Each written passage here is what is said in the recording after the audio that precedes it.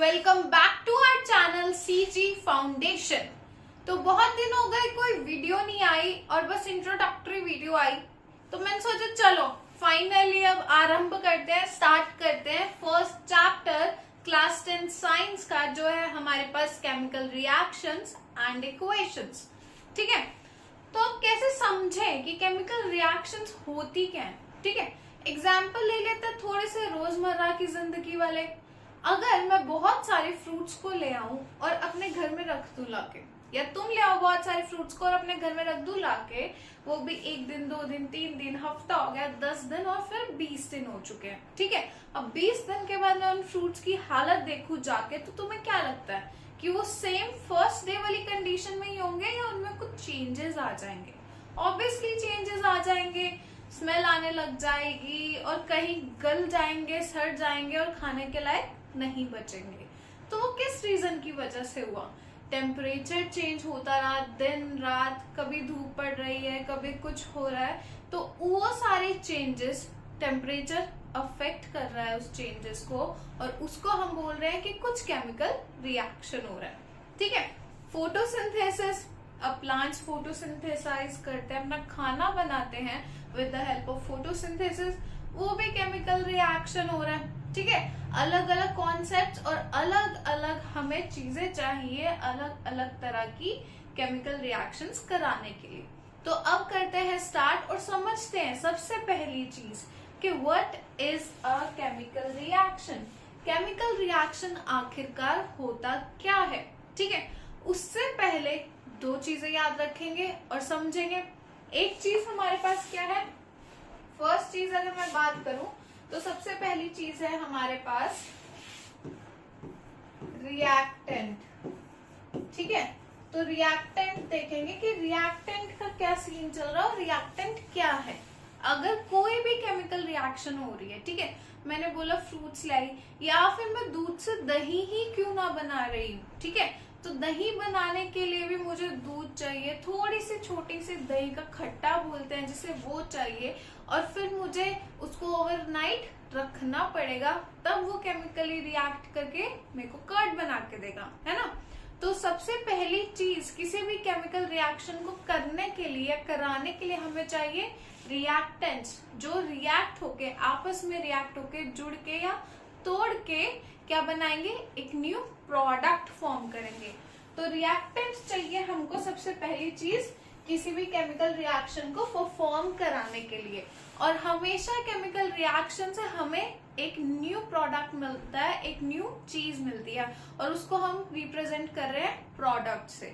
So reactant and products are clear. अब products कैसे हो सकते हैं? एक प्रोडक्ट हो सकता है, 2 प्रोडक्ट हो सकते हैं, और रिएक्टेंट भी कैसे हो सकते हैं? ऐसा भी हो सकता है कि सिर्फ एक रिएक्टेंट ब्रेक डाउन होके 2 प्रोडक्ट दे रहा हो, या फिर हम 1 से ज्यादा यानी कि 1 2 3 रिएक्टेंट्स को मिला के कुछ नया प्रोडक्ट बना रहे हैं।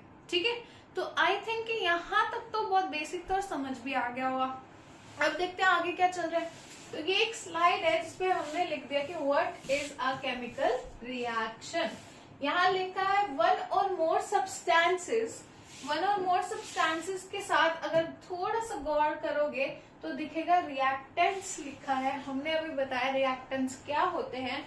1 or more substances are changed chemically to form 1 or more new substances bracket में प्रोडक्ट, यानी कि एक या एक से ज्यादा रिएक्टेंट्स जो केमिकली चेंज कर रहे हैं, केमिकली रिएक्ट कर रहे हैं, उनको फॉर्म करके एक न्यू प्रोडक्ट बन रहा है। ठीक है, तो इसको अगर हमें डेफिनेशन देनी हो, बताना हो कि भाई what is a chemical reaction, तो हम लिख सकते हैं ना ये पूरी की पूरी डेफिनेशन। कैसे लिख सकते हैं हम कि 1 or more substances that is called reactants are changed chemically to form 1 or more new substances bracket में products, और that is called products।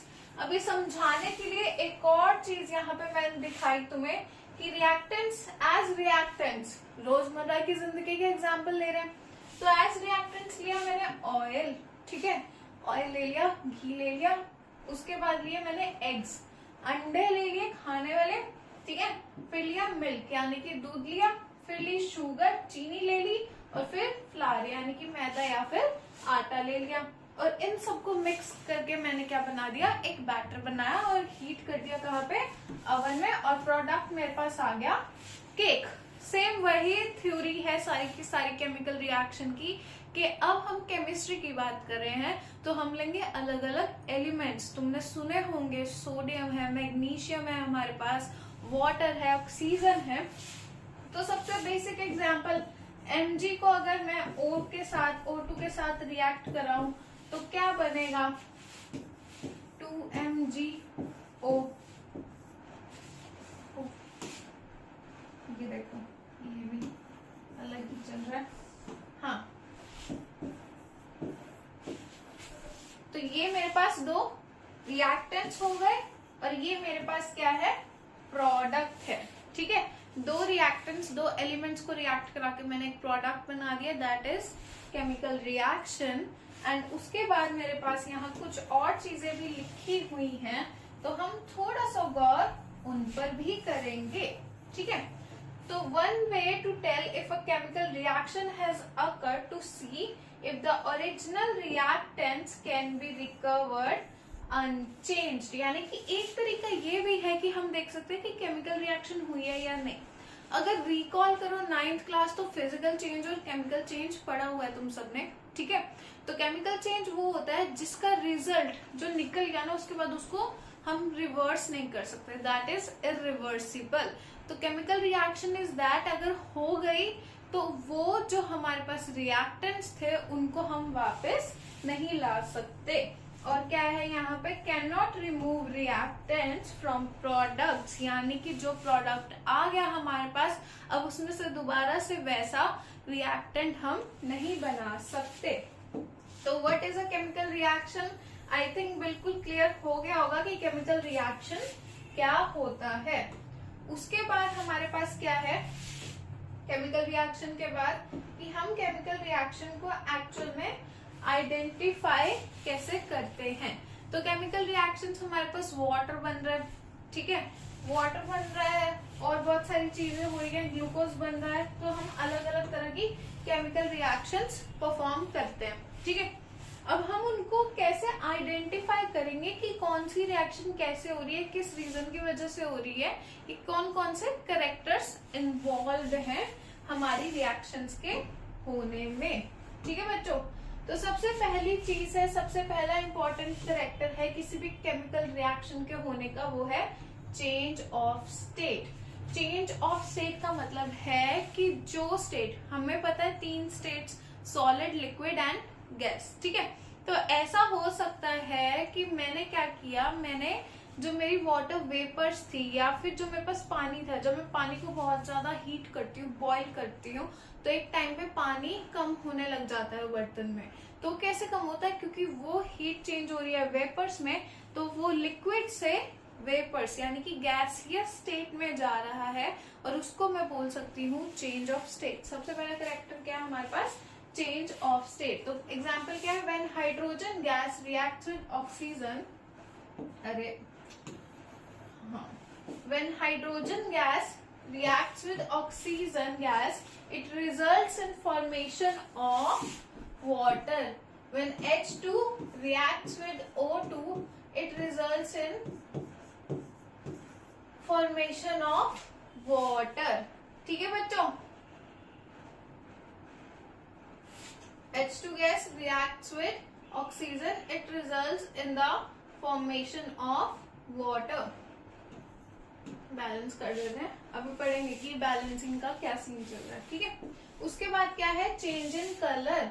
तो अगर कोई भी रिएक्शन हो रही है और उसकी वजह से क्या हो रहा है, कलर चेंज हो रहा है। ठीक है, अब यहाँ पे एग्जाम्पल देखोगे तुम कि क्या क्या चीजें चेंज हो सकती हैं। ठीक है, rusting of iron is a chemical change. ठीक है, नया लोहा लेके आए, उसको छत पे रख दिया और बहुत सारी बारिश आई, बहुत टाइम बारिश आई, उसको थोड़े दिनों के बाद देखा तो लोहा तो सिल्वरिश कलर का था, सिल्वर चमकता हुआ एकदम, और थोड़े दिनों के बाद देखा तो वो ब्राउन कलर का हो गया, ब्राउन रेडिश कलर का, then that is a chemical change। ठीक है, उसके कलर में चेंज आया। तो यहाँ पे मैंने देखा when an iron nail is dipped into blue colored copper sulfate solution, blue color changes into green. Iron का सिंबल होता है Fe और हमने किसमें डिप किया? CuSO4 कॉपर सल्फेट के सॉल्यूशन में, तो FeSO4 मिला हमें यहाँ पर और Cu। ठीक है, तो अभी बैलेंसिंग देखेंगे कैसे करनी है, बस मैं नॉर्मल इक्वेशंस बता रही हूँ। तो हमारे पास क्या है यहाँ पे, ये हुआ कलर का चेंज, वही सेम सिस्टम जो मैंने तुम्हें बताया कि अगर हमने लोहा बाहर रखा तो लोहे का कलर हो गया चेंज। ठीक है बच्चों, उसके बाद क्या है, एवोल्यूशन ऑफ गैस, यानी कि गैस या वेपर्स का बनना। अब एवोल्यूशन ऑफ गैस क्या है, हो रही है यहाँ पे है sodium reacts with water, when sodium यानी कि Na reacts with water H2O, तो क्या दे रहा है हमें यहाँ पर, हाइड्रोजन गैस इवॉल्व होते हुए हमें नजर आ रही है। तो अगर इसको ऐसे बैलेंस करें तो हमारे पास NaOH यहाँ पर बन गया और यहाँ पर H2 गैस क्या है, इवॉल्व होते हुए नजर आ रही है। ठीक है बेटा जी, नेक्स्ट हमारे पास क्या है, नेक्स्ट है चेंज इन टेम्परेचर। अगर कोई भी रिएक्शन होती है और वो वेसल हमें टच करके पता चल जाता है कि भाई ठंडा हो गई है वेसल, तो हमारे पास क्या हो रहा है, एनर्जी ऑब्जॉर्ब हो रही है। ठीक है, और अगर हमारे पास वेसल गर्म हो जाता है तो एनर्जी क्या हो रही है, एनर्जी रिलीज हो रही है। ठीक है, तो अब हमारे पास दोनों एग्जांपल्स हैं रिलीज और एनर्जी ऑब्जॉर्ब होने के। सबसे पहला है जब वाटर ऐड करेंगे कहाँ पे, क्विक लाइम में। तो क्विक लाइम क्या है, CaO है हमारे पास, तो क्या होगा, वेसल बन जाएगा, वार्म हो जाएगा, गर्म हो जाएगा। तो ऐड करेंगे वाटर, ये रिजल्ट करेगा CaOH होल में स्क्वायर। ठीक है, तो ये बन जाएगा क्या हमारे पास, हमने क्विक लाइम ऐड किया और क्या किया, यहाँ पे हमारे पास जो हीट है वो क्या हो रही है, एवोल्यूट हो रही है, यानी कि बाहर निकल रही है। जो जिस भी वेसल में करेंगे वो क्या हो जाएगा, गर्म हो जाएगा। सेकेंड हमारे पास है पोटेशियम हाइड्रोक्साइड यानी कि KOH। ठीक है, उसमें ऐड किया हमने अमोनियम क्लोराइड, तो हम ऐड कर रहे हैं NH4Cl और ये रिजल्ट कर रहा है formation of what, formation of KCl। ठीक है, NH3 और क्या बना रहा है, ये H2O बना रहा है। ठीक है, तो इसमें क्या हो रहा है, वेसल क्या हो रहा है, कोल्ड हो रहा है due to absorption of heat, heat absorb हो रही है, तो क्या हो रहा है, वेसल हमारा कोल्ड हो रहा है। और लास्टली हमारे पास है फॉर्मेशन ऑफ प्रेसिपिटेट। तो प्रेसिपिटेट क्या होते हैं, जब भी कोई रिएक्शन होती है, ठीक है, अगर मेनली लिक्विड में रिएक्शन हो रही है, तो अगर उस वेसल में यानी कि बीकर हो गई, टेस्ट ट्यूब हो गई, उसमें नीचे थोड़ा सा क्या सॉलिड पार्टिकल्स बच जाएं, उसको हम प्रेसिपिटेट कहते हैं, दैट इज आर प्रेसिपिटेट। जब एक रिएक्शन होने के बाद कुछ सॉलिड पार्टिकल्स नीचे रह जाएं। ठीक है, तो जब सिल्वर नाइट्रेट यानी कि AgNO3 को हम रिएक्ट कराएंगे सोडियम क्लोराइड के साथ, अरे कट ही गया ये, तो रिएक्ट कराएंगे किसके साथ, सोडियम क्लोराइड के साथ यानी कि NaCl, नमक के साथ रिएक्ट कराएंगे, तो प्रेसिपिटेट देगा वो किसके, AgCl के। ठीक है, और क्या देगा हमको साथ में, NaNO3। तो बेटा जी ये थे कुछ कैरेक्टरिस्टिक्स जिनसे हम आइडेंटिफाई कर सकते हैं कि केमिकल रिएक्शन हो रही है। सबसे पहला था चेंज ऑफ स्टेट। ठीक है, कि कैसे एक स्टेट चेंज होता है, हाइड्रोजन गैस अगर ऑक्सीजन के साथ रिएक्ट करे तो वो पानी बना देगी। ठीक है, चेंज इन कलर, तो कलर कैसे चेंज होगा, मैंने आपको बताया रस्टिंग ऑफ आयरन। और अगर एक आयरन नेल को डिप करेंगे हम किसमें, सोल्यूशन ऑफ कॉपर सल्फेट यानी कि CuSO4, रिएक्ट कराएंगे हम Fe से, तो क्या मिल जाएगा हमें, FeSO4 मिल जाएगा और यहाँ Cu। अब बेटा तुम देख रहे हो कि मैं यहाँ पे ये एलिमेंट्स का बिल्कुल शॉर्ट में एक फॉर्म लिख रही हूँ। ठीक है, ये बुक में तुम्हें गिवन है, 9th में भी तुमने पढ़े होंगे, एटलीस्ट 20 तक तो तुम एलिमेंट्स याद रख लो ताकि तुम्हें आसानी हो जाए रिएक्शंस को लिखने में और परफॉर्म करने में। ठीक है, अब मैंने एक इक्वेशन बना दी तो इसी को यहाँ पे एक और टॉपिक समझ लो कि ये होती है रिप्रेजेंटेशन ऑफ केमिकल इक्वेशन। अभी देखते हैं नेक्स्ट स्लाइड में लिखा होगा डेफिनेटली, तो और अच्छे से तुम्हें समझ में आ जाएगा। ठीक है, तो ये सारा का सारा आई होप कि तुम्हारे को समझ आ गया हो। उसके बाद क्या बताई थी मैं, evolution of gas, change in temperature और फॉर्मेशन ऑफ प्रेसिपिटेट। तो ये सारी की सारी चीजें हैं, ये सारे के सारे कैरेक्टर्स हैं जिनसे हमें पता चलता है कि एक केमिकल रिएक्शन एक्चुअल में हो रही है। अब क्या आता है हमारे पास नेक्स्ट टॉपिक, मैंने अभी बताया था कि केमिकल इक्वेशन, बीच में थोड़ा सा, तो केमिकल इक्वेशन क्या है हमारे पास, ये है हमारे पास writing a chemical equation. Reaction तो हो गई, पर उसको रिएक्शन को लिखें कैसे, हमने तो लिखना है ना, तो उसको कैसे लिखेंगे, 3 वेज है राइट करने के, बट यहाँ पे अभी तुम 2 ही समझ लो, ज्यादा समझने की जरूरत नहीं है, लिखना आ जाएगा तो काम बन जाएगा। ठीक है, तो वर्ड इक्वेशन, वर्ड इक्वेशन में हमें क्या क्या दिया होता है, वर्ड इक्वेशन में हमें एलिमेंट के नाम दिए होते हैं। ठीक है, जैसे कि हमें आइडेंटिफाई करना है कि रिएक्टेंट्स प्रोडक्ट्स जो हैं उनके केमिकल नेम से, जो केमिकल नेम साइंटिफिक नेम होते हैं, IUPAC के नेम्स गिवन होते हैं, एलिमेंट्स को दिए हुए हैं। ठीक है, तो वो नेम से हम आइडेंटिफाई कर सकते हैं, और साथ में लिक्विड सॉलिड का भी बताया ही हुआ होता है कि कौन सी स्टेट में वो चीजें हैं हमारे पास। ठीक है, तो जैसे एग्जांपल दिया है यहाँ पे मीथेन गैस का। ठीक है, मीथेन गैस का एग्जांपल दिया एक तो यहाँ, और ऑक्सीजन गैस का। अगर इन दोनों को रिएक्शन कराया हमने साथ में, तो इसने क्या फॉर्म किया, कार्बन डाइऑक्साइड गैस और वाटर। ये तो था वर्ड इक्वेशन में, यानी कि फुल वर्ड्स में। और अगर मुझे इसको लिखना हो दूसरे वे में, जैसे मैं अभी तुम्हें लिख रही थी पिछली स्लाइड पे, तो उसको हम बोलेंगे स्केलेटन इक्वेशंस। स्केलेटन वो होती है जिसमें हम फॉर्मूला लिख देते हैं। ठीक है, जैसे कि CH4 हो गया, ये यहाँ पे जो लिखा है उसको मैं थोड़ा सा ठीक से लिखती हूँ, अगर क्लियर नहीं हो रहा है तो यहाँ लिखा है तुम्हारे पास स्केलेटल फॉर्म में वही इक्वेशन CH4 हो गया, जो है तुम्हारी गैस के स्टेट में, क्योंकि मीथेन गैस थी। यहाँ पे है O2, ये भी गैसीय स्टेट में, जिसने फॉर्म किया CO2, गैस बनी, और H2O बना क्या, अरे ये बताओ, हाँ H2O बना क्या तुम्हारा लिक्विड, यानी कि वाटर। ये दिख नहीं रहा होगा तो इसको हम लिखेंगे सफेद रंग से, यानी कि वाटर। ठीक है, तो बेटा जी वर्ड इक्वेशंस भी आ सकती हैं और स्केलेटन इक्वेशंस भी आ सकती हैं, यानी कि तुम्हें ऐसा भी दिया जा सकता है क्वेश्चन कि this element silver nitrate reacts with sodium chloride, ऐसे लिख के भी आ सकता है, नहीं तो AgNO3 रिएक्ट्स विद NaCl, ऐसे भी लिख के आ सकता है। अलग अलग तरह से इक्वेशंस है। ठीक है, तो हम केमिकल इक्वेशंस को कैसे राइट करते हैं, ये 2 चीजें हैं हमारे पास, और इस तरीके से उनको रिएक्ट करा के with the help of this arrow हम रिप्रेजेंट करते हैं। एरो लगाई है ना, यहाँ पे 2 हमारे पास क्या आ गए, रिएक्टेंट्स आ गए, और एरो लगा के हम क्या करते हैं, प्रोडक्ट्स को मेंशन करते हैं। ठीक है बेटा जी, उसके बाद क्या है हमारे पास, how to balance a chemical equation.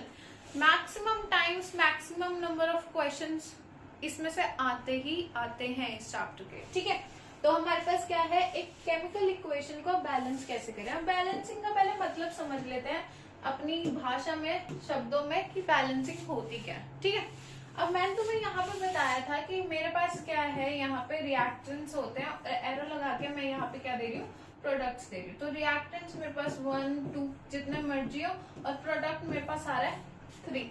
ठीक है, तो बैलेंसिंग का मतलब क्या है कि चाहे रिएक्टेंट्स कितना भी मास, कितने भी वेट के हो, कितने भी नंबर्स के हो, वो प्रोडक्ट में क्या रहेंगे, इक्वल ही रहेंगे, यानी कि LH इक्वल्स टू RHS ही रहेगा। अब उसका एक बार तरीका देखते हैं, एग्जाम्पल देखते हैं। इसमें पता चलता है कि कंजर्वेशन ऑफ मास, अगर याद करो 9th क्लास में पढ़ा हो तुमने कि mass is neither be created nor be destroyed but it can be converted, right. So अगर रिएक्टेंट्स का कुछ 24 ग्राम मास है तो प्रोडक्ट का भी 24 ग्राम ही आने वाला है, उतना ही आएगा। ठीक है बच्चों, तो वही बात है कि अगर रिएक्टेंट्स मेरे पास यहाँ पे मैंने अभी तुम्हें बताया, लो ये मैं बस CaO प्लस H2O के साथ रिएक्ट कराया, ठीक है, और मैंने यहाँ पे क्या बनाया Ca ये बना दिया, ठीक है। तो यहाँ पे क्या है, Ca देखेंगे, O को देखेंगे, H2 को देखेंगे और O को देखेंगे। अगर जितने Ca यहाँ है ना उतने ही Ca तुम्हारे दूसरी यानी कि राइट हैंड साइड पे होने चाहिए और उतने ही होंगे। अगर नहीं होंगे तो वो हम उसको बैलेंस करेंगे, ठीक है। कैसे करेंगे वो अभी देखते हैं। बहुत सारे क्वेश्चंस ऑलरेडी मैंने गिवन है यहाँ पर ताकि तुम्हें अच्छे से प्रैक्टिस हो जाए। अब देख लेते हैं ये पिक्चर हमसे क्या कह रही है। पिक्चर कह रही है कि रिएक्टेंट्स है हमारे पास N2 प्लस H2 और वो दे रहे हैं प्रोडक्ट NH3, ठीक है। सेम वही चीज कि रिएक्टेंट है और प्रोडक्ट है। अब एटम्स कितने हैं, N2 2 है, H2 भी क्या है 2 है। अब जब यहाँ बात करूं नाइट्रोजन को देखूं, सिर्फ नाइट्रोजन को, ये दो अलग अलग एटम्स थे, अलग अलग एलिमेंट्स थे, तो यहाँ पे क्या है N2, दोबारा से देख लो, N2 क्या है हमारे पास, N2 है 2 और H2 भी 2 है। अब यहाँ पे N और H को अगर अलग अलग देखूं तो N के पास सिर्फ एक ही एटम काउंट है और H के पास है 3। तो यहाँ 2 है और यहाँ 1 है और यहाँ 3 है, तो ये क्या हो गया, ये तो भाई नहीं हो रही बैलेंसिंग, डिसबैलेंस हो गया, ठीक है। अब जब भी हम एक बैलेंसिंग केमिकल इक्वेशन लिखते हैं तो 3 हमेशा इक्वल नंबर्स में आना चाहिए, ठीक है।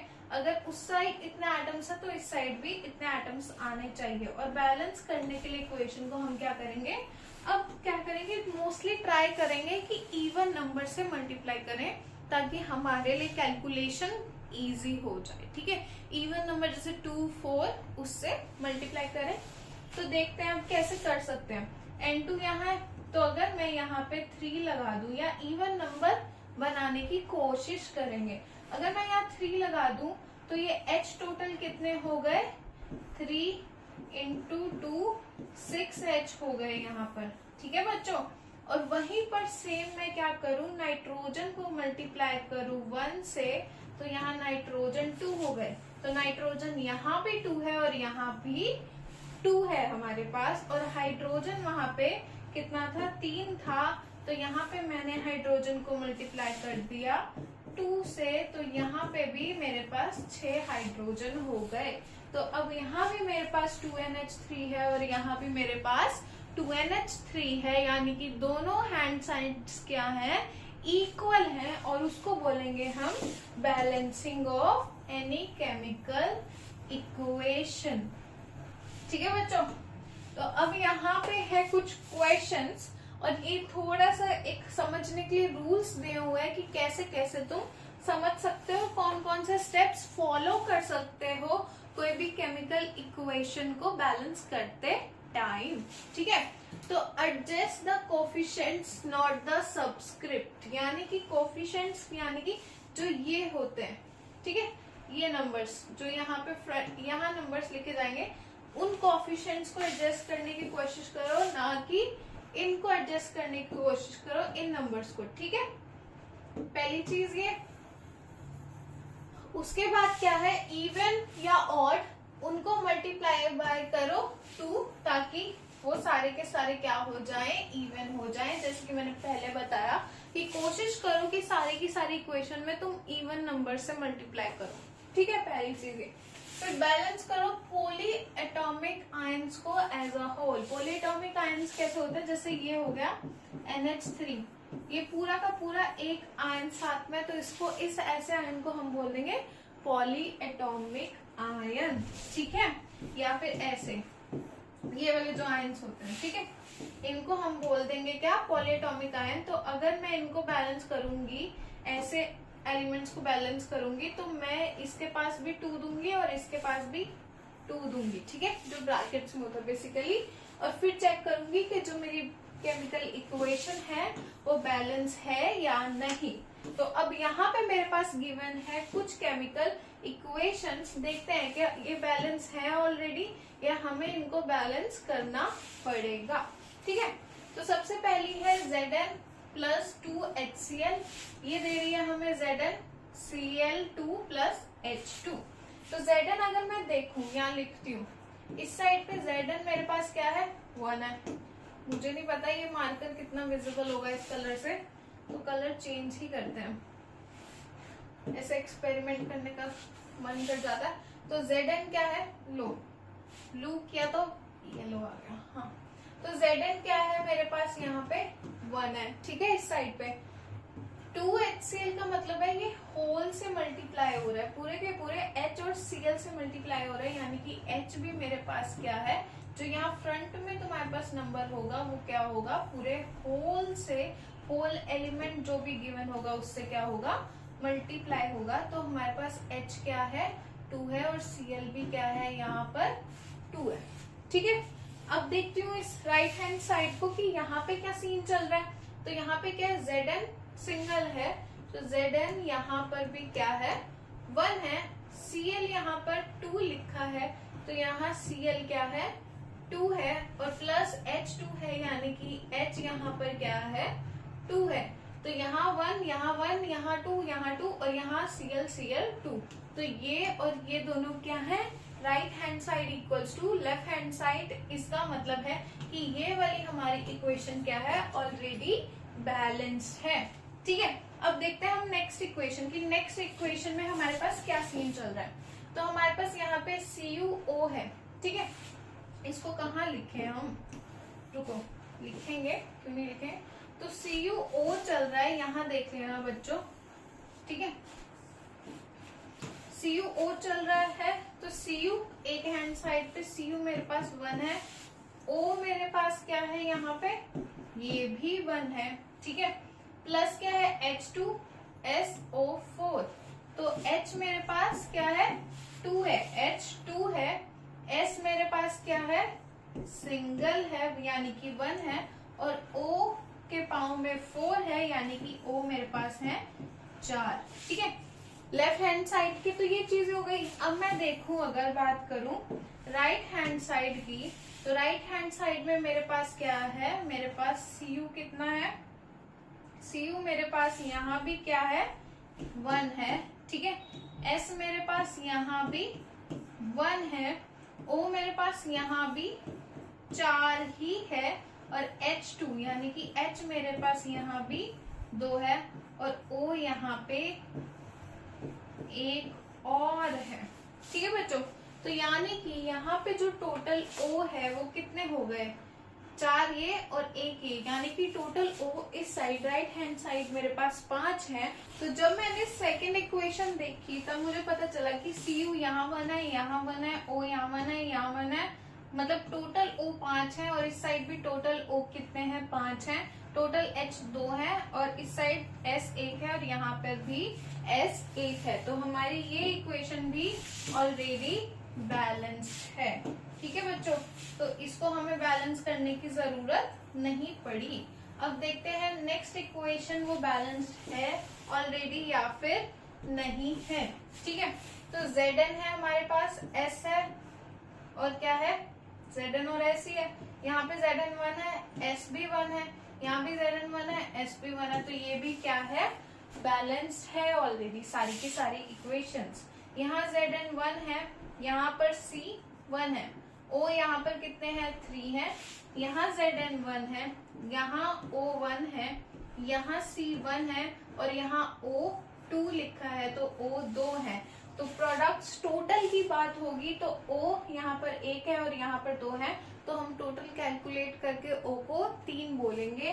तो ये इक्वेशन भी बैलेंस्ड है, मुझे लग रहा है सारी ही बैलेंस्ड है। अभी और देखेंगे। उसके बाद है N1 है, यहाँ N3 है, उसके बाद H क्या है 1 है, Cl भी 1 है, यहाँ फिर 1 है, H हमारे पास क्या है यहाँ पे 4 है। तो मैंने बोला था रिएक्टेंट्स अगर साथ में हो तो उनको सेम नंबर्स को प्लस करेंगे, और प्रोडक्ट्स में अगर साथ में हो तो भी प्लस करेंगे। तो H यहाँ 3 थे और यहाँ 1 था, तो 3 + 1 कितना H बन गया 4H बन गया और यहाँ पर 1, तो ये इक्वेशन भी बैलेंस है। तो ये सारे के सारे एग्जाम्पल्स थे ऑलरेडी बैलेंस्ड इक्वेशन के। ठीक है बच्चों, अभी देखते हैं कि थोड़ी सी अनबैलेंस्ड इक्वेशंस को कैसे एक्चुअल में बैलेंस करेंगे। ये तो बस एग्जांपल्स थे जो ऑलरेडी बैलेंस्ड थे। ठीक है, हाँ, तो अब आ गई हमारे पास कुछ ऐसी इक्वेशंस जो बैलेंस नहीं है। तो देखते हैं कि अब ये कैसे होंगी। यहाँ पे लिखा है H2O, यहाँ H2 और यहाँ O2, बैलेंस द इक्वेशंस लिखा है, तो आई होप ये बैलेंस हो। तो यहाँ लिखा है H2O which gives H2 plus O2। तो अगर मैं यहाँ देखूं तो H1 है और O यहाँ H2 है यानी कि H2 है और O क्या है 1 है। यहाँ H2 है लेकिन O भी 2 है। तो मुझे क्या करना है, मुझे इस हैंड साइड को इक्वल करना है इसके। ठीक है, तो करते हैं हम इक्वल।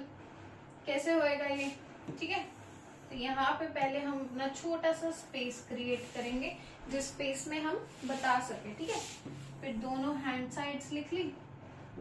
यहाँ पे मेरे पास है लेफ्ट हैंड साइड, ठीक है, राइट हैंड साइड लिख ली मैंने।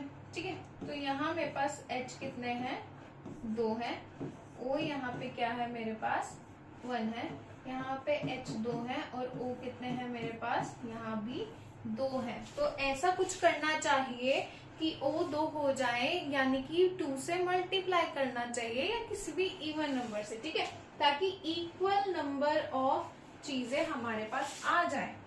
तो क्या मैं ऐसा कर सकती हूँ बच्चों कि मैं ये जो H2O था यहाँ पे इसको पूरे को मल्टीप्लाई कर दूं, यानी कि इस पूरे को मल्टीप्लाई कर दूं किससे, 2 से। तो अगर मैं इस पूरे को मल्टीप्लाई करती हूँ 2 से तो H यहाँ पे कितने आ जाएंगे, H यहाँ पे 4 हो जाएंगे, 2 2 जा 4।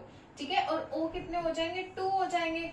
ये तो अभी भी इम्बैलेंस है मैम, ये तो अभी भी बैलेंस नहीं हुई। तो अब इसको बैलेंस करने के लिए यहाँ तो H अकेला है, ठीक है, सिर्फ H2 है, तो इसको अकेले को मैं 2 से अगर मल्टीप्लाई कर दूं तो 2 2 जा 4, यानी कि यहाँ भी 4H और यहाँ 2O। तो मेरी ये इक्वेशन क्या हो गई, बैलेंस हो गई। ठीक है बच्चों, तो ऐसे करके प्रैक्टिस करनी है इन क्वेश्चंस की ताकि तुम्हें ये इजी हो जाए, क्योंकि इस पर क्वेश्चन आएगा ही आएगा। ठीक है, अब वो नहीं पता, देखते हैं कि 2 मार्क्स में आएगा या 3 मार्क्स में आएगा। कोशिश करेंगे कि बहुत सारे सैंपल पेपर भी रिवाइज करें ताकि थोड़ा अंदाजा हो जाए। नेक्स्ट इक्वेशन देखते हैं, फिर उसके बाद शिफ्ट करेंगे। तो अब देखते हैं यहाँ पे Na प्लस Cl2 है विच गिव्स NaCl। ठीक है, तो Na प्लस Cl2 है जो क्या दे रहा है हमें, NaCl दे रहा है। तो अगर मैं बात करूं यहाँ पे Na की तो Na 1 है और Cl क्या है मेरे पास 2 है। ठीक है, तो यहाँ पे मुझे Cl क्या चाहिए, 2 चाहिए। तो क्या ऐसा हो सकता है कि मैं इसको मल्टीप्लाई कर दूं 2 से। अगर मैं इसको 2 से मल्टीप्लाई कर दूं तो मेरे पास यहाँ पे Na भी 2 हो जाएंगे और Cl भी 2 हो जाएंगे। ठीक है, अब ये फिर इम्बैलेंस हो गई क्योंकि यहाँ पे Na कितना है, 1 है और Cl है 2, पर यहाँ पे Na तो अपना अकेला है तो उसको 2 से मल्टीप्लाई कर सकती हूँ और इसलिए मेरे पास Na क्या हो गया, 2 हो गया और मेरी ये इक्वेशन भी क्या हो गई, बैलेंस हो गई। ठीक है, एक और करते हैं फिर शिफ्ट करेंगे।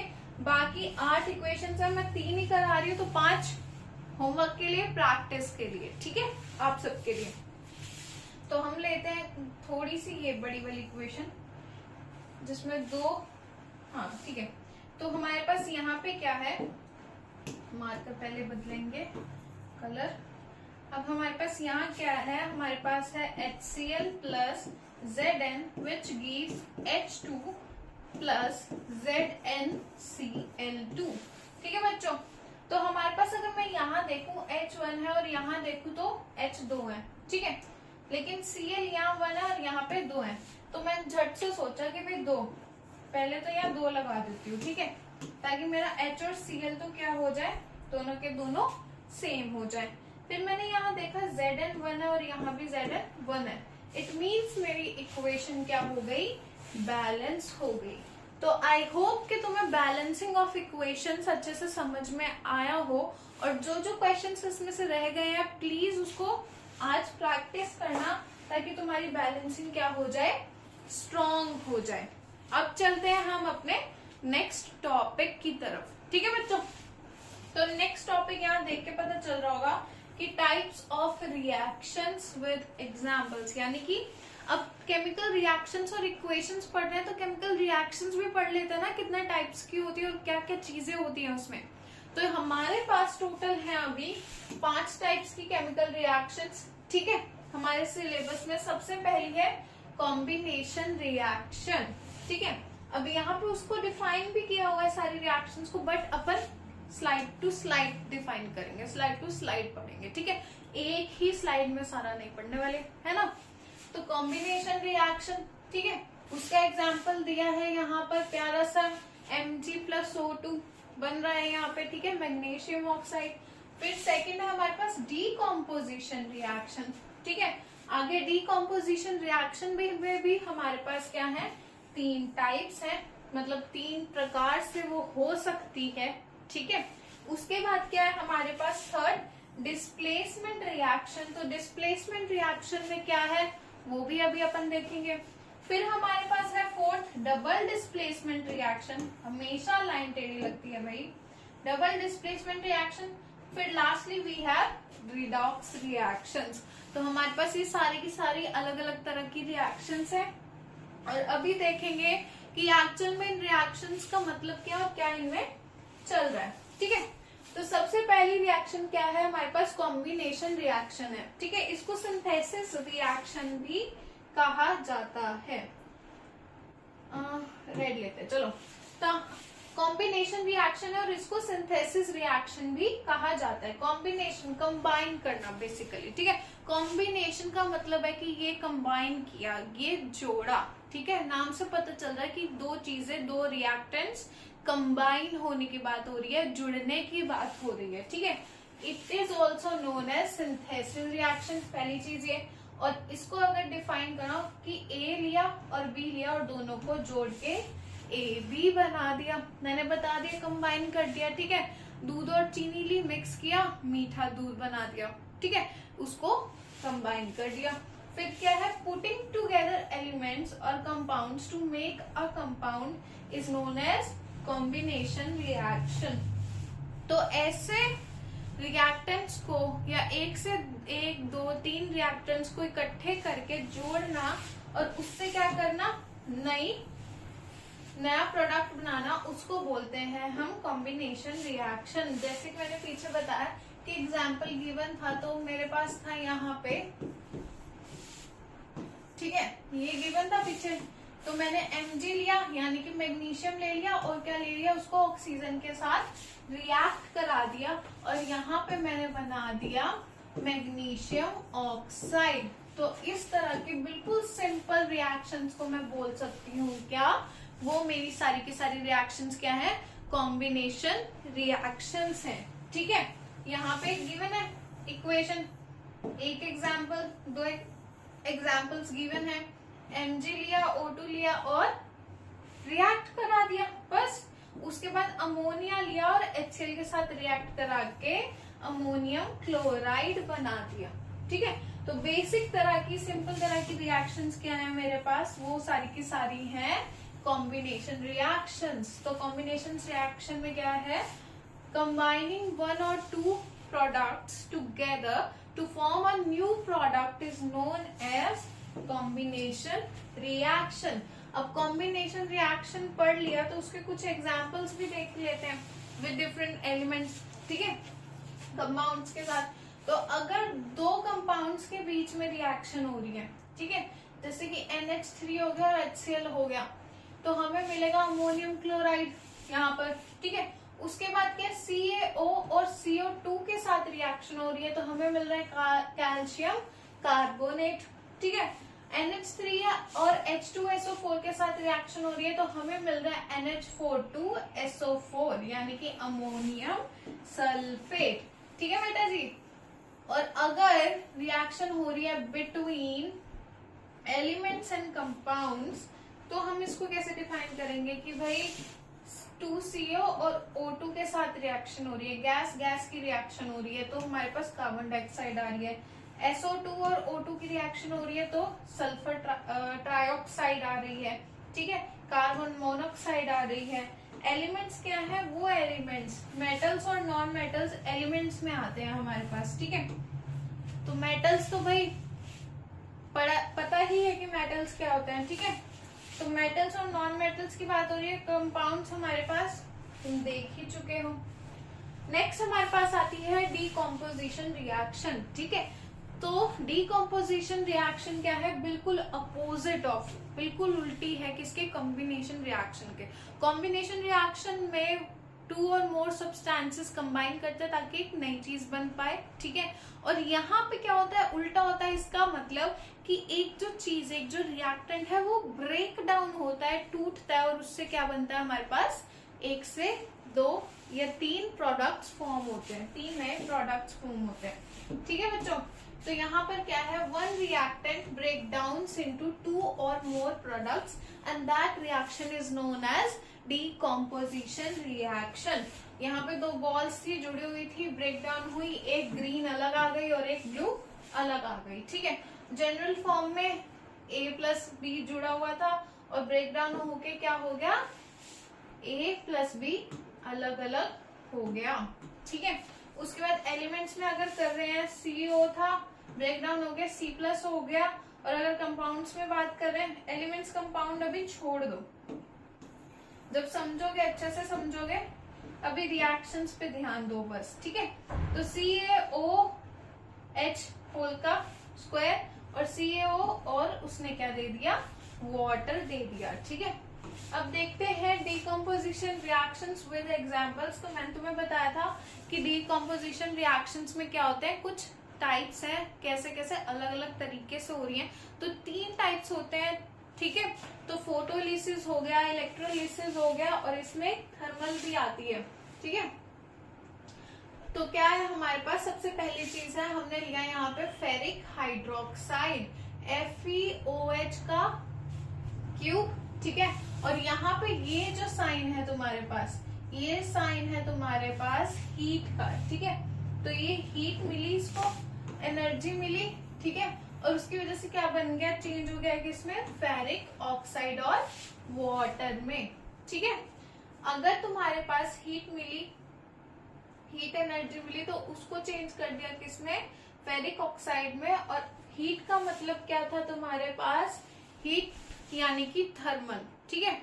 तो थर्मल जब भी बात हो, यहाँ पे लिखा था ना, रुकिए, हाँ, तो हमारे पास था थर्मल डीकॉम्पोजिशन। तो जब भी हीट एनर्जी की बात होगी तो क्या होगा, थर्मल डीकॉम्पोजिशन होगा, ठीक है बच्चों। उसके बाद क्या है हमारे पास, यहाँ पर 2H2 होता, वाटर था, उससे पास कराया, इलेक्ट लिखा है यहाँ पे, इलेक्ट यानी कि इलेक्ट्रिक करंट की बात हो रही है। अगर इलेक्ट्रिक करंट पास कराया तो ब्रेक डाउन होगा किसमें, हाइड्रोजन प्लस ऑक्सीजन में, और इसको हम बोलेंगे इलेक्ट्रोलिसिस, ठीक है। जब वाटर में करंट पास कराया जाए उसको बोलते हैं इलेक्ट्रोलिसिस, इसको बोलते हैं थर्मल डीकॉम्पोजिशन, ठीक है बच्चों। और उसके बाद हमारे पास क्या आता है, 2AgBr, और इसमें ये HV क्या है हमारे पास, ये हमारे पास है फोटोलिसिस की बात हो रही है, यानी कि लाइट एनर्जी की बात हो रही है। लाइट किसी एक फ्रिक्वेंसी से आ रही है, तो यहाँ पर क्या है, सनलाइट, बेसिकली यहाँ पे बात हो रही है सनलाइट की, ठीक है। फोटोसिंथेसिस होता है ना, तो ये सेम वैसा है, थोड़ा सा अलग है, ठीक है। वो प्लांट्स में हो रहा है, ये केमिकली चल रहा है। तो यहाँ पे क्या है, सनलाइट की बात हो रही है। जब भी किसी कंपाउंड को हम सनलाइट में रख देते हैं, जैसे कि AgBr को रखा तो वो ब्रेक डाउन हो गया सिल्वर और ब्रोमीन में in the presence of sunlight, तो उसको बोल रहे हैं हम फोटोलिसिस, ठीक है। ये इन द और ये नॉर्मल हमारे पास एक रिएक्शन है। अगर डीकॉम्पोजिशन रिएक्शन को हमने एग्जाम्पल देना हो या डिफाइन करना हो कि कार्बोनिक एसिड था वो ब्रेक डाउन हो गया कार्बन डाइऑक्साइड प्लस वाटर में, ठीक है। तो ये थर्मल डिकम्पोजिशन, इलेक्ट्रोलिसिस और फोटोलिसिस 3 तरह से होता है हमारे पास डिकम्पोजिशन रिएक्शन। अगर हमारे पास हीट एनर्जी हम उसको दे रहे हैं और फिर वो हमारे पास रिएक्टेंट ब्रेक डाउन हो रहा है तो वो होगा थर्मल डिकम्पोजिशन। और अगर हम उसको क्या कर रहे हैं, अगर हम उससे इलेक्ट्रिक करंट पास करा रहे हैं तो वो हमारे पास किस तरह का डिकम्पोजिशन रिएक्शन है, वो है इलेक्ट्रोलिसिस। और अगर हम उसको सनलाइट में, in the presence of sunlight कोई भी रिएक्टेंट ब्रेक डाउन हो रहा है तो वो किस तरह की डिकम्पोजिशन रिएक्शन है, वो है फोटोलिसिस, ठीक है बच्चों। उसके बाद हो गया ये थर्मोलिसिस, इलेक्ट्रोलिसिस और यहाँ पे फोटोलिसिस था, फोटोलिसिस, ठीक है। यहाँ पे एग्जाम्पल्स गिवन है जो ऑलरेडी मैं तुम्हें बता चुकी हूँ, तो अभी इस पे टाइम वेस्ट नहीं करने का। नेक्स्ट है डिस्प्लेसमेंट रिएक्शन, ठीक है।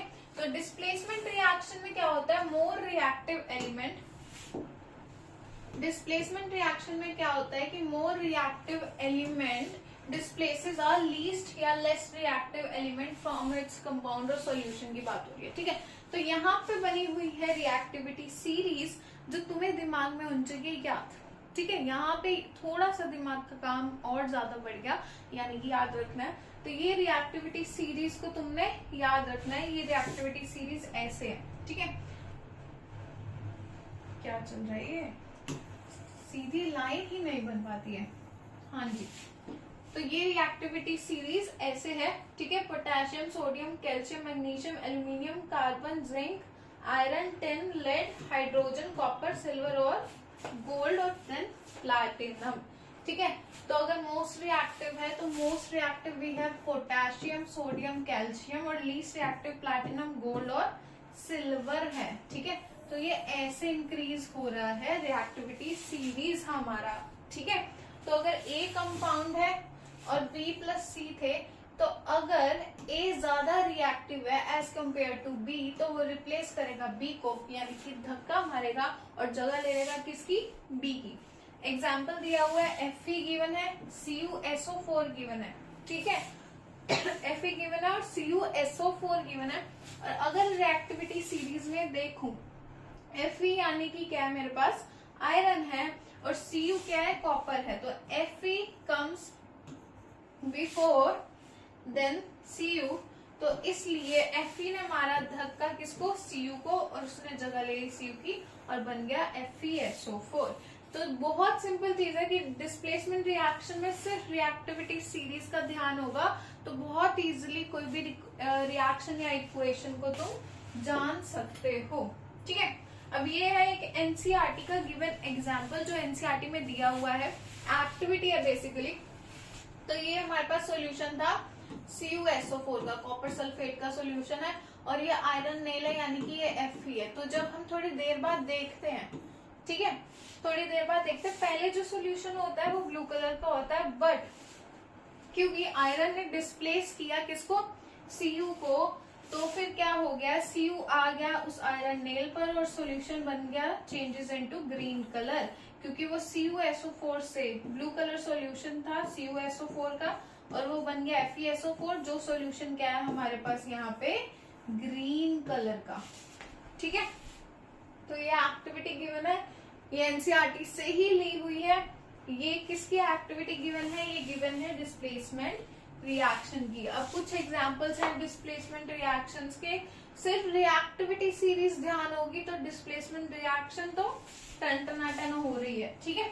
उसके बाद है what is double displacement reaction. तो फोर्थ तरह की भी रिएक्शन हमारे पास है जो है डबल डिस्प्लेसमेंट रिएक्शन, ठीक है। तो डबल डिस्प्लेसमेंट रिएक्शन की अगर मैं बात करूं तो मेरे पास अगर डिफाइन करना है, कैसे डिफाइन करूंगी, reaction in which elements are exchanged between two compounds are known as double displacement reaction. इस रिएक्शन में दो डिस्प्लेसमेंट्स हो रही है, दो जगह पर दो कंपाउंड्स, दो एलिमेंट्स की डिस्प्लेसमेंट हो रही है, इसलिए उसको बोल रही हूँ डबल डिस्प्लेसमेंट रिएक्शन, ठीक है बच्चों।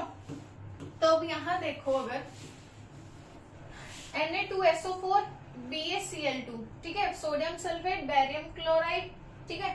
फिर यहाँ पे BaSO4 आ गया और मिल गया हमें क्या, 2NaCl। तो यहाँ पे हमारे Na ने धक्का मारा किसको, Ba को, ताकि वो सॉल्ट बना सके, और हमारे SO4 ने धक्का मारा Cl को। ठीक है, इन दोनों ने डिस्प्लेस की अपनी जगह, तभी हमारे पास दो न्यू कंपाउंड फॉर्म हो पाए, और इसी रिएक्शन को बोलते हैं डबल डिस्प्लेसमेंट। यानी कि दो कंपाउंड्स जब डिस्प्लेस होंगे तो उसको बोलेंगे हम डबल डिस्प्लेसमेंट रिएक्शन। अब डबल डिस्प्लेसमेंट रिएक्शन में भी हमारे पास दो टाइप्स आते हैं रिएक्शंस के। जैसे डिकम्पोजिशन में तीन तरीके से हो सकती है डिकम्पोजिशन, हीट से हो सकती है, सनलाइट से और इलेक्ट्रिक करंट से। उसी तरह हमारे पास डबल डिस्प्लेसमेंट रिएक्शन हो सकती है। एक तो प्रेसिपिटेशन रिएक्शन। प्रेसिपिटेट मैंने तुम्हें पहले ही बता दिया कि प्रेसिपिटेट क्या होते हैं, जब एक रिएक्शन होती है और कुछ सॉलिड पार्टिकल्स अगर लिक्विड रिएक्शन हो रही है उसमें रह जाएं तुम्हारे टेस्ट ट्यूब में, बीकर में, तो उसको बोलेंगे हम प्रेसिपिटेट है, और that is known as precipitation reaction. A reaction where an insoluble solid is form during a reaction between two aqueous solution. यानी कि एक्वस सोल्यूशन लिक्विड की बात हो रही है और उसमें थोड़े से प्रेसिपिटेट सॉल्युबल पार्टिकल्स रह जाएं, इनसॉल्युबल पार्टिकल सॉरी, तो वो किस तरह की रिएक्शन होगी, प्रेसिपिटेशन रिएक्शन। 2Kl लिया, एक्वस है, ठीक है, PbNO3 होल में 2 वो लिया, एक्वस है, लेकिन जब हमने रिएक्शन की तो KNO3 तो एक्वस में आया, लेकिन PbI सॉरी I है, KL नहीं है, तो PbI क्या आया, सॉलिड स्टेट में आया, और इसलिए ये क्या बन गया हमारा, प्रेसिपिटेट बन गया, और इसलिए रिएक्शन कैसी हो गई, प्रेसिपिटेशन रिएक्शन हो गई। ठीक है, अब उसके बाद क्या है, न्यूट्रलाइजेशन रिएक्शन। न्यूट्रल का मतलब तो समझते ही हो, neutral, neutral means acid base कुछ ज्यादा नहीं है, दोनों इक्वल क्वांटिटी में बात हो रही है। ठीक है, तो देखते हैं, a reaction between an acid and a base which results in formation of salt and water। ये तो भाई बहुत पुरानी है, 7th 8th क्लास की है ये तो। ठीक है, तो अगर ध्यान दो ये 7th 8th क्लास की रिएक्शन पे, न्यूट्रलाइजेशन रिएक्शन पे, जिसपे पानी और नमक बन रहा है, तो क्या होगा, HNO3 प्लस KOH, ठीक है, which forms KNO3 and H2O, salt बन रहा है। अब सॉल्ट सिर्फ नमक नहीं होता है, वो खाने वाला नमक, सिर्फ वो नमक नहीं होता है, हमारे पास केमिस्ट्री में बहुत सारे सॉल्ट्स होते हैं। तो KNO3 एक और सॉल्ट है, और H2O तो अपना पानी ही है। ठीक है बेटा जी, तो आई होप यहाँ तक तो क्लियर अच्छे से हो ही गया हो। अब हाँ आती है हमारे पास दो और चीजें या रिएक्शंस कि वो किन किन तरह से हो सकती है, या हीट का क्या सीन चल रहा है रिएक्शंस के साथ। ठीक है, तो सबसे पहली है एक्सोथर्मिक रिएक्शन एंड देन है एंडोथर्मिक रिएक्शन। तो एक्सोथर्मिक रिएक्शन और एंडोथर्मिक रिएक्शन का बहुत बार पेपर में डिफरेंस आया हुआ है, तो इसलिए मैं आपके लिए लेके आई हूँ, साक्षात डिफरेंस लेके आई हूँ, ताकि अच्छे से पढ़ सको, यहाँ से लिख सको और क्या कर सको, लर्न कर सको। ठीक है बच्चों, let's start. तो reaction in which heat is released along with the formation of products are called exothermic reaction। यानी कि वो reaction जिसमें एक product बना, दो reactants जुड़े और एक product बना और साथ में heat भी बाहर निकली। ठीक है, तो वो reaction कैसी होगी, exo यानी कि बाहर, exo means out। ठीक है, outside, तो exo मतलब जब heat निकली बाहर। ठीक है, और अगर एंडो की बात हो रही है, इसका मतलब है कि वो उसके उल्टी होने वाली, अपोजिट होने वाली है। तो reaction in which energy is absorb is known as endothermic reaction. तो इस रिएक्शन में एनर्जी क्या होगी, ऑब्जॉर्ब होगी, और इसको बोलेंगे क्या, एंडोथर्मिक रिएक्शन। एग्जाम्पल्स गिवन है, देखते हैं। क्विकलाइम ने रिएक्ट किया विग्रसली विद वाटर और लार्ज अमाउंट की हीट को प्रोड्यूस किया, यानी कि CaO ने रिएक्ट किया H2O के साथ, और क्या किया, बहुत सारी प्रोडक्ट के साथ क्या रिलीज करी, हीट एनर्जी। ठीक है, और दूसरी साइड जब सिल्वर ब्रोमाइड ने रिएक्ट किया किसके साथ, सनलाइट के साथ, तो हमें मिला 2Ag प्लस Br2, ठीक है। और क्या हुआ, बहुत सारी एनर्जी यूज हुई। अगर हमें AgBr से ब्रेक डाउन करके Ag और Br को अलग करना है तो बहुत सारी हीट यूज हो रही है, और वो हीट किस वे में यूज हो रही है, सनलाइट के वे में यूज हो रही है, इसलिए इसको बोल रहे हैं हम एंडोथर्मिक रिएक्शन। तो products have more energy than reactants, तो एक्सोथर्मिक रिएक्शन में जो प्रोडक्ट्स बनेंगे उनके पास रिएक्टेंट से भी ज्यादा एनर्जी होगी, और एंडोथर्मिक में products have more energy than reactants. So यहाँ पे दोनों के दोनों एक पॉइंट सिमिलर है कि प्रोडक्ट्स में हमेशा ज्यादा एनर्जी होगी एज कंपेयर टू रिएक्टेंट्स, ठीक है बच्चों। तो आई होप कि ये 3 पॉइंट्स तो एटलीस्ट लिख सको अगर आ जाए पेपर में, कि एंडोथर्मिक और एक्सोथर्मिक रिएक्शन के बीच का डिफरेंस क्या है। अब इसमें एक मेन क्वेश्चन आता है that why is respiration considered as an exothermic reaction. तो रेस्पिरेशन का मतलब क्या होता है, जो हमने खाना लिया, ठीक है, अब उस खाने को ब्रेक डाउन करके सेल्स को एनर्जी मिल रही है, ठीक है, एनर्जी यानी कि ग्लूकोज मिल रहा है, और एनर्जी कंज्यूम भी हो रही है, लग भी रही है, बट अल्टीमेटली बन रही है, ठीक है, खाने से अल्टीमेटली एनर्जी बनती है, मिलती है, और उसको हम बोलते हैं एटीपी। तो एटीपी मिल रही है तो हीट इज एवोल्यूटेड, ठीक है, बन रही है, इसलिए उसको बोल रहे हैं हम एक्सोथर्मिक रिएक्शन। तो इसमें क्या होता है, फूड जाता है बॉडी के अंदर और क्या करता है, ऑक्सीडेशन करता है ग्लूकोज का, और उसके साथ साथ लार्ज अमाउंट में जो एटीपी है वो बन जाती है। रिएक्शन लिखी है यहाँ C6H12O6 plus 6O2 plus which gives 6CO2 plus H2O, और बहुत सारी एनर्जी। इस वजह से इसको बोलते हैं एक्सोथर्मिक रिएक्शन, क्योंकि फूड को जब ऑक्सीडाइज कर देते हैं, ऑर्गेनिक कंपाउंड्स को, सब्सटेंसेस को ऑक्सीडाइज कर देते हैं, तो हमारे पास बहुत सारी एटीपी मिलती है, और वो एनर्जी बहुत ज्यादा लार्ज क्वांटिटी में होती है, इसलिए उसको बोलते हैं एक्सोथर्मिक रिएक्शन, ठीक है बच्चों। Then we have what is oxidation and reduction. तो चैप्टर के एंड की तरफ जा रहे हैं, ठीक है। तो ऑक्सीडेशन और रिडक्शन क्या होता है, सबसे पहली चीज ऑक्सीडेशन पे ध्यान देते हैं कि ऑक्सीडेशन क्या होता है। तो oxidation is loss of electrons, या तो ऐसे बोल सकते हैं कि लॉस ऑफ इलेक्ट्रॉन्स है, ठीक है, या ऐसे बोल सकते हैं increase in the oxidation state, ठीक है, एडिशन ऑफ ऑक्सीजन या फिर रिमूवल ऑफ हाइड्रोजन।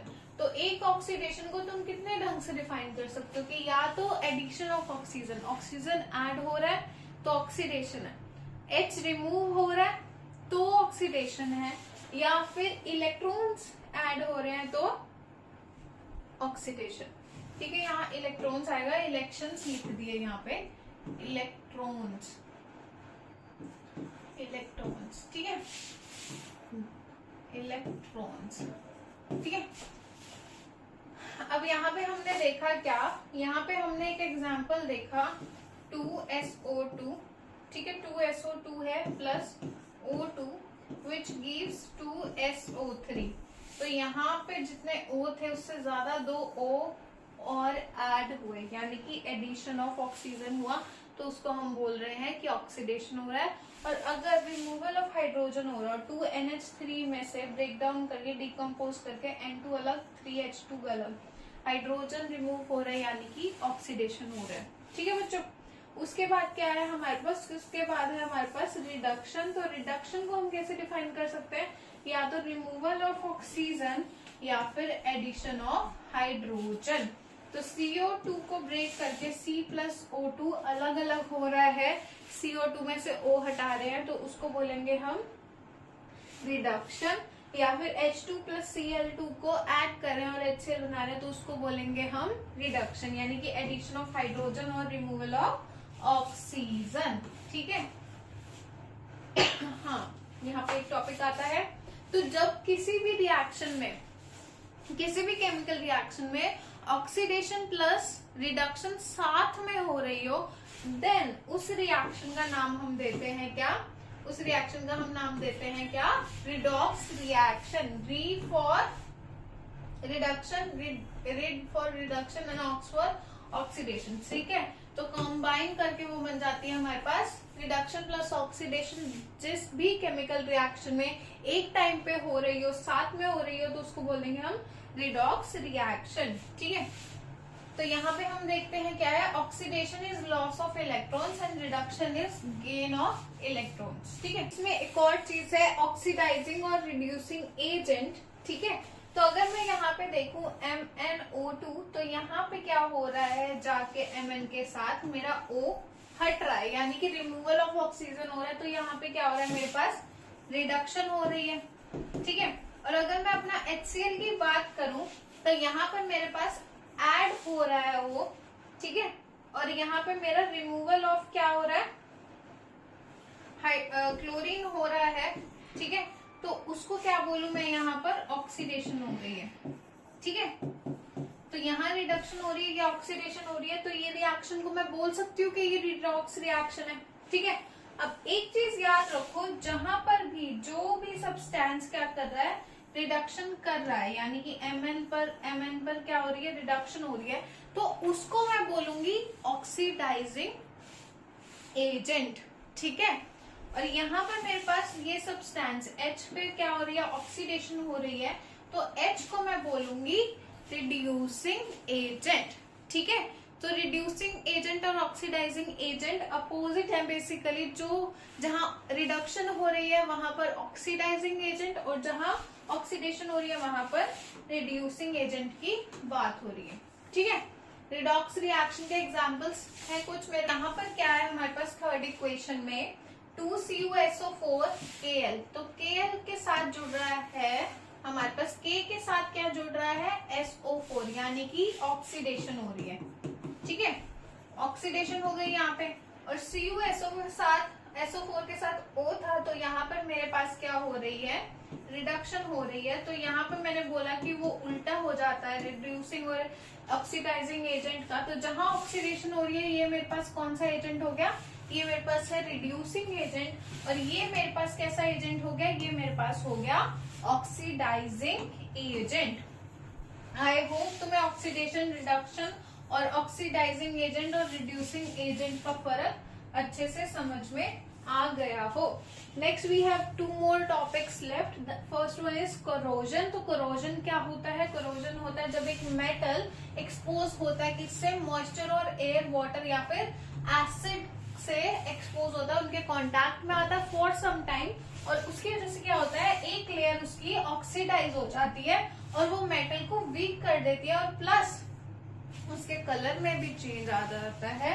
उसको बोलते हैं हम क्या, कोरोजन। बेसिकली जंग लग जाना या फिर मेटल की जो लेयर है वो खराब हो जाना, उसकी बात हम यहाँ पे क्या कर रहे हैं, उसको कह रहे हैं हम यहाँ पे कोरोजन। ठीक है, अब कोरोजन है तो उसको किसी ना किसी तरीके से बचाएंगे, बचाव करेंगे कि हमारा मेटल खराब ना हो, एटलीस्ट कुछ टाइम तो चल जाए। तो प्रिवेंशन ऑफ कोरोजन में मेरे पास यहाँ पे कुछ प्रिवेंशन हैं। सबसे पहला प्रिवेंशन क्या है, बैरियर प्रोटेक्शन, फिर सैक्रिफिशियल प्रोटेक्शन, कैथोडिक प्रोटेक्शन, और फिर क्या है, एलॉय फॉर्मेशन। तो बैरियर प्रोटेक्शन पढ़ते हैं। बैरियर में क्या है, हम एक थिन बैरियर डेवलप कर देते हैं सरफेस और आयरन के बीच। या तो अगर मेरे पास लोहा है, ग्रिल है, ठीक है, उसको पेंट कर दूं मैं, तो एक लेयर बन जाएगी ऑक्सीजन, एयर, मॉइस्चर के बीच और मेरे मेटल के बीच। ठीक है, तो मेरा मेटल क्या है, बच जाएगा। ठीक है, या तो पेंटिंग कर दूं उसके सरफेस की, या क्या कर दूं, coating the surface with the thin film of non corrosive metal like निकल, क्रोमियम, कॉपर, या फिर एक ऐसे मेटल की लेयरिंग कर दूं जो क्या है, नॉन करोसिव है, जो इजिली कोरोजन से खराब नहीं होने वाला है। जैसे कि निकल हो गया, अगर मैं निकल की बिल्कुल थिन सी लेयर लगा दूं अपनी ग्रिलिंग पे, तो भी मेरा जो एक्चुअल मेटल है वो क्या हो जाएगा, बच जाएगा। ठीक है, कोरोजन होने से, खराब होने से बच जाएगा। फिर उसके बाद क्या था, सैक्रिफिशियल मेथड। तो सैक्रिफिशियल मेथड में मेरे पास क्या है, इसमें हम सरफेस ऑफ आयरन को कवर कर देते हैं एक उससे भी ज्यादा मोर इलेक्ट्रोपॉजिटिव मेटल से, जैसे कि जिंक हो गया, एल्यूमिनियम हो गया। तो जो वो मेटल लगा हुआ है, मतलब जो पहले जिंक हो गया, कॉपर हो गया, उसकी बात, एल्यूमिनियम की बात हो रही है, तो वो पहले रिएक्ट कर जाए और उसका सरफेस खराब हो जाए, लेकिन मेरा एक्चुअल मेटल क्या बन जाए, बच जाए, और इससे रस्टिंग क्या हो जाए, प्रिवेंट हो जाए, कि आयरन में, हमारे लोहे में जंग ना लगे। ठीक है, उसके बाद क्या है हमारे पास, और अच्छा, इस मेथड को हम गैल्वेनाइजेशन भी बोलते हैं, गैल्वेनाइजेशन। ठीक है, तो बुक्स में गिवन होगा, तो गैल्वेनाइजेशन भी बोलते हैं इस मेथड को, जिसमें क्या होता है, हम सैक्रिफाइस कर रहे होते हैं अपना एक मेटल, क्योंकि हमें अपना ओरिजिनल जो एक्चुअल मेटल है उसको बचाना है। तो यहाँ पर हमारे पास क्या होगा, यहाँ पर हमारे पास जो भी हमने मोर इलेक्ट्रोपॉजिटिव मेटल्स लगाए होंगे, वो क्या करेंगे, एक्ट करेंगे एज एनोड, तो वो सप्लाई करेंगे इलेक्ट्रॉन्स, और जो पेरेंट मेटल थी हमारे पास कैथोड, वो ना वो सारे के सारे इलेक्ट्रॉन्स को अपने पास रखेगी। तो अगर कोलिजन हुआ तो वो किस में स्टार्ट होगा, जो हमने मेटल्स लगाए थे, यानी कि कैथोड लगाई थी, वो जो उस पे इलेक्ट्रॉन्स इकट्ठे हो रहे हैं, उनका कोलिजन स्टार्ट होगा, जो एक्चुअल मेटल है वो फिर से बच जाएगा। Last topic of this chapter वो है रेंसिडिटी। तो रेंसिडिटी क्या होता है, जब भी कोई फैट ऑयल ड्रॉपलेट्स इकट्ठी हो जाती है, बहुत ज्यादा गंदी स्मेल आने लग जाती है, मतलब oxidation of fats and oil droplets खाने के ऊपर, और बहुत फाउल स्मेल आती है, जिसको बोलते हैं ना खाना खराब हो गया है, that is known as rancidity. अब वो रेंसिडिटी भी क्यों हो रही है, क्योंकि जो उसपे ऑयल फैट्स थे वो क्या हो रहे हैं, ऑक्सीडाइज हो रहे हैं, ऑक्सीडेशन हो रही है, और इस वजह से चेंज इन टेस्ट और स्मेल आ जाता है, इसलिए वो खाना हम खा नहीं पाते। तो अब उसको प्रिवेंट करने के यहाँ पे दो हमारे पास क्या है, प्रिवेंशंस हैं। ठीक है, तो पहला प्रिवेंशन क्या है कि storing food in air tight container. अगर एयर टाइट कंटेनर में बंद करके रखेंगे, तो जैसे बिस्किट नमकीन सिल जाते हैं, जिसको हम कहते हैं कि बहुत ज्यादा सॉफ्ट हो गए हैं, वो सॉफ्ट नहीं होंगे क्योंकि वो मॉइस्चर एयर के कांटेक्ट में नहीं आएंगे, पहली चीज ये। दूसरी क्या, समटाइम्स क्या होता है, एंटीऑक्सीडेंट्स ऐड किए जाते हैं फूड में, ताकि वो प्रिवेंट करा सके ऑक्सीडेशन। ठीक है, जैसे कि हमारे पास ये सारे प्रिजर्वेटिव्स ऐड किए जाते हैं, बाहर के जूसेस हो गए और बहुत सारी चीजें हैं, तो वो उनकी शेल्फ लाइफ बढ़ाने के लिए, कि वो कुछ लंबे समय तक चल पाए, इसलिए एंटीऑक्सीडेंट्स ऐड किए जाते हैं, कि अगर ऑक्सीजन के कांटेक्ट में थोड़ा आ भी गए तो भी खराब ना हो। ठीक है, तो this was our last topic. तो आज हमने देखा कि केमिकल रिएक्शंस क्या होती हैं, केमिकल इक्वेशंस क्या होती हैं, कितने टाइप की केमिकल रिएक्शंस होती हैं, बैलेंसिंग कैसे करते हैं केमिकल रिएक्शन को, और कोरोजन, रेंसिडिटी, ऑक्सीडेशन, रिडक्शन, सब कुछ पढ़ा। ठीक है, बहुत अच्छे से थरली चैप्टर पढ़ लिया होगा, समझ आ गया होगा, मैं होप करती हूँ। और अगर समझ में आ गया है तो क्या करना है, थम्स अप देना है, सब्सक्राइब करना है, पढ़ाई अच्छे से करनी है, और क्या करना है, वेट करना है नेक्स्ट वीडियो का। ठीक है, और कमेंट्स में बताना है कि कैसे समझ में आ रहा है, समझ नहीं आ रहा है तो भी बताना है। ठीक है, कि क्या फील करते हो ये वीडियो देख के, समझ आई नहीं आई, किस ढंग से, किस तरीके से लगी। और मैंने जैसे कि बोला था ओपीएन 1 पेज नोट्स, तो ये एक चैप्टर का ओवरव्यू है, एक ओपीएन बनाने के लिए काफी है। ठीक है, तो केमिकल रिएक्शंस एंड इक्वेशंस सबसे पहले पढ़ा, केमिकल रिएक्शंस क्या होता है, फिर हमने पढ़ा characteristics, change in state, change in colour, change in temperature, और गैस की एवोल्यूशन होना। ठीक है, यहाँ तक पढ़ा। फिर उसके बाद रिप्रेजेंट कैसे होती है केमिकल रिएक्शन, एक केमिकल इक्वेशन है जिसमें हम रिएक्टेंट्स को लिखते हैं और प्रोडक्ट्स को लिखते हैं। फिर बैलेंसिंग आई केमिकल इक्वेशन की, जो क्या करता है, law of conservation of mass को फॉलो करता है। ठीक है, उसके बाद क्या आया, नंबर ऑफ एटम्स जो है हमेशा लेफ्ट हैंड साइड और राइट हैंड साइड, यानी कि बोथ साइड पे क्या रहते हैं, सेम रहते हैं। ओवरव्यू हो गया, रिकॉल हो गया, क्या पढ़ा था। ठीक है, उसके बाद क्या आया हमारे पास, टाइप्स ऑफ केमिकल रिएक्शंस। तो सबसे पहली पढ़ी कॉम्बिनेशन रिएक्शन, फिर डीकॉम्पोजिशन। डीकॉम्पोजिशन में 3 टाइप्स पढ़ी थी हमने, थर्मोलिसिस, फोटोलिसिस और इलेक्ट्रोलिसिस। ठीक है। जब याद करोगे तो ऐसे याद करना है, इस माइंड में आपको इस ओपीएन को, यानी कि 1 पेज नोट्स की तरह काम आएगा, इसको बना लेना, लिख लेना अपने पास, ठीक है। सच में बहुत काम आएगा ये, जब भी अब रिवीजन के टाइम बहुत काम आएगा।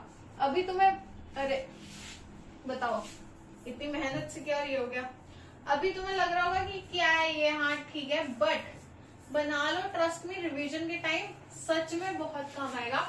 उसके बाद क्या है हमारे पास, डिस्प्लेसमेंट रिएक्शन, ठीक है। फिर डबल डिस्प्लेसमेंट रिएक्शन जिसमें प्रेसिपिटेशन और न्यूट्रलाइजेशन रिएक्शन पड़ी। फिर आती है रिडॉक्स रिएक्शन, ठीक है।